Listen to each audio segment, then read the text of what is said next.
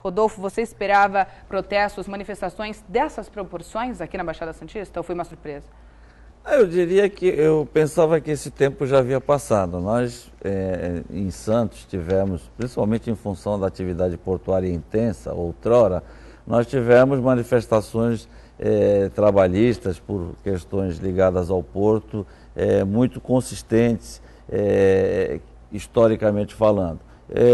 Há tempos eu não vi esse tipo de manifestação, um emprego da força de ambas as partes, né? De desabuso da autoridade e do abuso também da autoridade em determinado momento. É lamentável, mas eu repito, eu acho que isto está sendo muito mais orquestrado pelas centrais sindicais, especificamente por interesses contrariados na reforma trabalhista, do que propriamente em função das mudanças pontuais que tem ocorrido na legislação, que tem se proposto para essa legislação.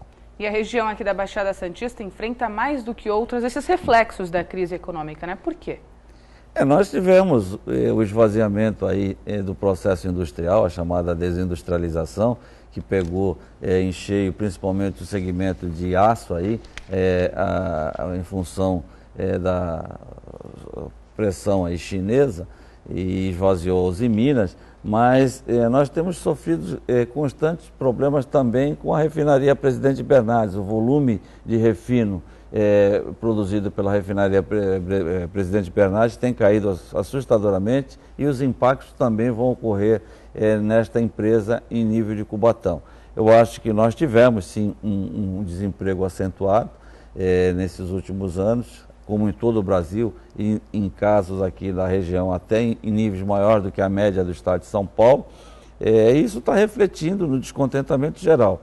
Somado-se a isso, com o descrédito da classe política, quer dizer, nós vivemos hoje num mundo de incerteza muito forte, certo? E uma preocupação constante. Eu espero que haja equilíbrio. Nós tivemos agora recentemente aqui uma manifestação de mais de 40 dias dos servidores públicos de Santos, de uma forma absolutamente ordeira, um exemplo de manifestação. Então eu acho que a classe trabalhadora, de um modo geral, deveria se espelhar em manifestações desse jeito, porque é só assim que a gente constrói alguma coisa. Pacíficas, né? Exatamente. Agora faz uma análise para a gente mais ampla sobre as propostas, as mudanças nas relações trabalhistas, o que é bem-vindo, o que não é? Eu acho que, veja bem, os pontos essenciais eles não foram modificados. O fundo de garantia foi mantido, o 13º foi mantido, um terço de férias a mais foi mantido. O BIG, do Sindicato dos Bancários, numa entrevista, ele falou uma coisa que não é verdadeira, que mudaram com os direitos de férias. Não, essa flexibilização também é favorável. Quer dizer, você tem os 30 dias garantidos, você pode optar em tê-lo de outra forma, ter 15 dias e depois tirar de outras duas formas a compensação, mas garantido os 30 dias e garantida a remuneração adicional de 1/3, certo?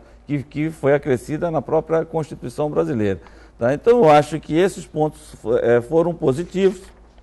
Acho que a CLT vinha engessando algumas atividades profissionais, deixou de existir esse engessamento, há uma flexibilização, muitos dos itens foram permitidos que o acordo entre as partes, patrão e empregados, através das suas representações sindicais, certo? Tem um valor até maior do que a própria legislação, desde que estejam definidos em convenção coletiva. Então, eu acho que eu não vejo propriamente na reforma trabalhista mudanças substanciais que viessem ou venham a prejudicar os trabalhadores de um modo geral, até na flexibilização de horário. Vejo sim que essa reforma tem sido combatida pelos sindicatos em função especificamente dessa modificação, aí sim uma modificação substancial, que é deixar de se ter a obrigatoriedade da contribuição sindical. E eu fico bem à vontade, porque eu sou jornalista, já não exerço há bastante tempo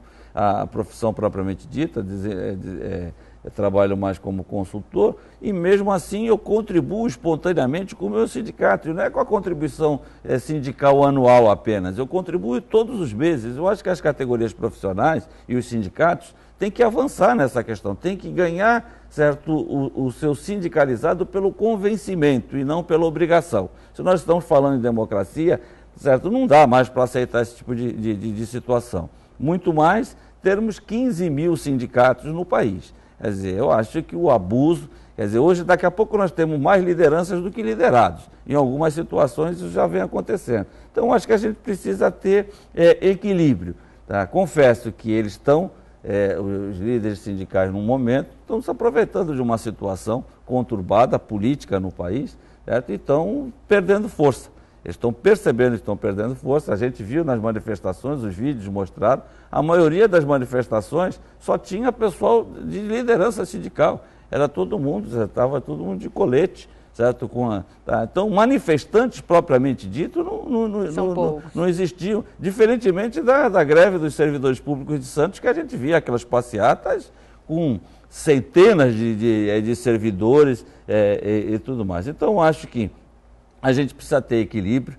Tá? Precisamos discutir. Eu confesso que se eu pudesse criticar alguma coisa, tanto na reforma trabalhista como na Previdência, eu diria que é o momento que é inoportuno. Eu tenho dúvidas hoje se o Congresso Nacional, a sua maior parte dos membros que estão lá hoje, eles teriam credibilidade política para fazer qualquer tipo de modificação substancial. Então, sob essa ótica, eu acho que nós poderíamos até fazer uma manifestação, mas aí não seria especificamente uma manifestação de trabalhadores, eu diria que era uma manifestação da sociedade, porque eu me incluiria nela. Eu não vejo credibilidade no Congresso Nacional para votar absolutamente mais nada, certo? Nos próximos meses, quer dizer, até evidentemente a próxima eleição, porque cada dia a gente é surpreendido com mais nomes envolvidos em mais escândalos, quer dizer, mais depoimentos, todos pedindo o direito da delação premiada.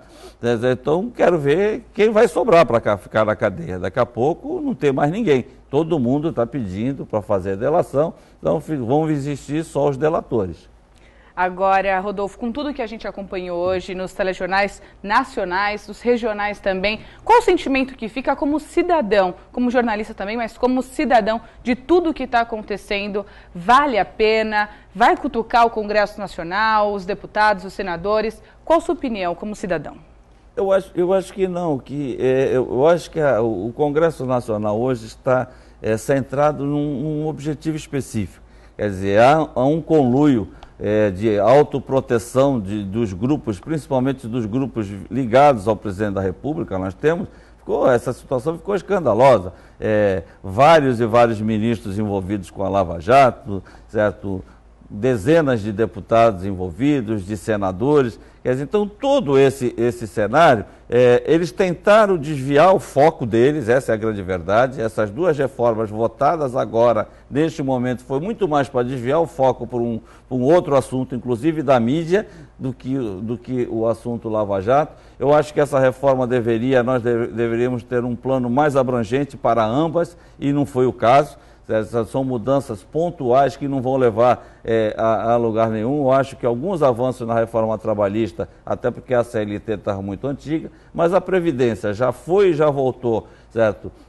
Com proposta de reformas que agora estão sendo rejeitadas, que eu acho que nós não vamos ter a economia suficiente para suprir o tal do déficit que ocorre, e diga-se de passagem, muito mais no regime de previdência do servidor público federal do que no regime geral de previdência, porque nós temos praticamente um chamado rombo equivalente da ordem de 80 bilhões no sistema geral de previdência, com 28 milhões de aposentados, e temos os mesmos 80 bilhões no regime próprio de previdência do servidor federal, com apenas 1.200.000 aposentados. Então, há um desequilíbrio e precisa se mudar no geral, não dá para mudar só o regime geral de previdência. São números assustadores, né?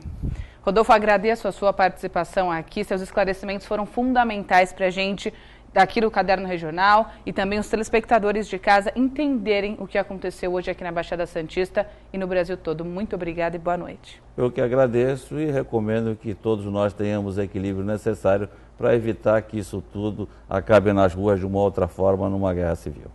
Muito obrigada.